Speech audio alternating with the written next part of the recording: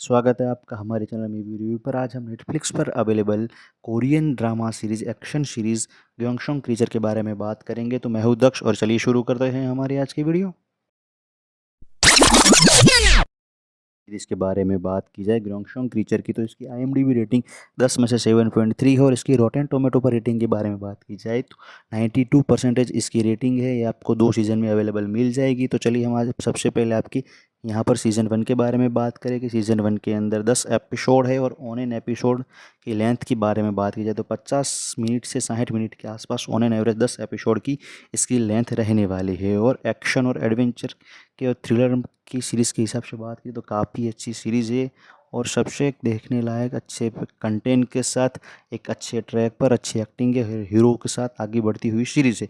और चलिए इसकी थोड़ी सी स्टोरी के बारे में बात की जाए तो इसके अंदर सीजन 1 के अंदर हमें ओल्ड एरा दिखाया गया है, जब कोरियन जो सेना थी या कोरियन जो वहाँ पर जो नॉर्थ साउथ साउथ कोरिया था, वहाँ पर जापानीज़ आर्मी द्वारा कुछ सेकंड वर्ल्ड वॉर के द्वारा उस पर कब्जा किया गया था और उसकी आर्मी का इंटरफेरेंस कोरिया के अंदर रहता था। शुरुआत में वो कंडीशन ही और वो टाइम एरा दिखाया जाता है और उसके अंदर एक अस्पताल दिखाया जाता है कि जो हमारे एक हीरो है उसके जो शहर के अंदर वो सबसे पॉन शॉप चलाता होता है और जहाँ पर लोग पॉन शॉप का मतलब कि जहाँ पर लोग अपनी पुरानी चीज़ें बेचकर पैसे इस तरह से कुछ लेते हैं और वहाँ का सबसे नामदार व्यक्ति होता है। और वहाँ पर ही उसके नज़दीक ही एक अस्पताल दिखाया जाता है कि जहाँ पर इस तरह के क्रीचर या लोगों पर जो वहाँ के कोरिया के लोग पर जो जापानीज़ आर्मी द्वारा जो या वो लोग डॉक्टर होते हैं उस पर एक्सपेरिमेंट करके और किस तरह से क्रीचर वो मैं आपको बात बताऊँगा कि बताया उस तरह से सब कुछ चल रहा होता है। तब हमारे हीरो को वहाँ के पुलिस कमिश्नर द्वारा उसकी रखेल को ढूंढने के लिए उसकी प्रेमिका को ढूंढने के लिए बताया जाता है कि भाई आप उसको ढूंढ कर लाओ। और उस पर एक शक होता है कि जो हमारा हीरो है वो कमिश्नर की वाइफ को पसंद करता है, लेकिन ऐसा कुछ होता नहीं है। तो एक अच्छे फ्रेंड जोन में होते हैं। हाँ, जो कमिश्नर की वाइफ हीरो को पसंद करती है वो अलग बात होती है, लेकिन हीरो के मन में कुछ ऐसी फीलिंग होती नहीं। वो एक अलग जो इसके अंदर हीरोइन है उसको प्यार करता है और वो भी जापान से आई होती है या जापानीज आर्मी को वहाँ पर कुछ एक व्यक्ति को ढूंढने आई होती है जो उसकी माँ होती है। और आप आगे जब देखेंगे तो उसके अंदर सीक्वेंस और के आगे स्टोरी लाइन में जब वो अस्पताल के अंदर जाएंगे तहकीकात करेंगे तो तब वो उसके सामने आएगा जो जो क्रीचर जो ये क्रीचर है सबसे खतरनाक क्रीचर है भाई। और ये क्रीचर इसके अंदर दिखाया जाए कि एक पैरासाइट टाइप का किसी जीव होता है जो पानी में मिलता है और इसको पीने के बाद वो इसके दिमाग पर कुछ जो इंसान होता है उसके अलग ही तरह का असर करेगा और वो किस तरह से क्रीचर में कुछ देर में कन्वर्ट हो जाएगा।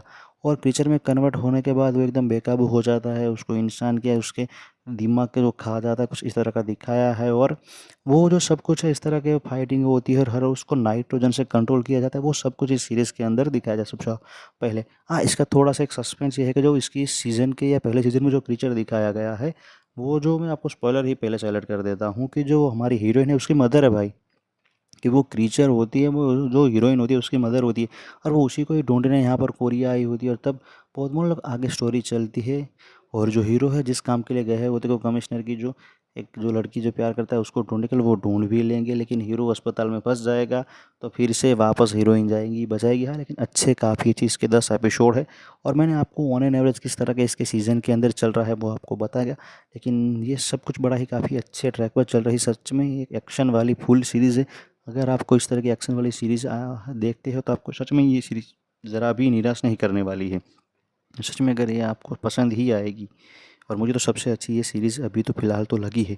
और ऐसी ही मूवीज़ और सीरीज़ की जानकारी जानने के लिए मेरे चैनल को लाइक शेयर और सब्सक्राइब कर लीजिए। Till then bye.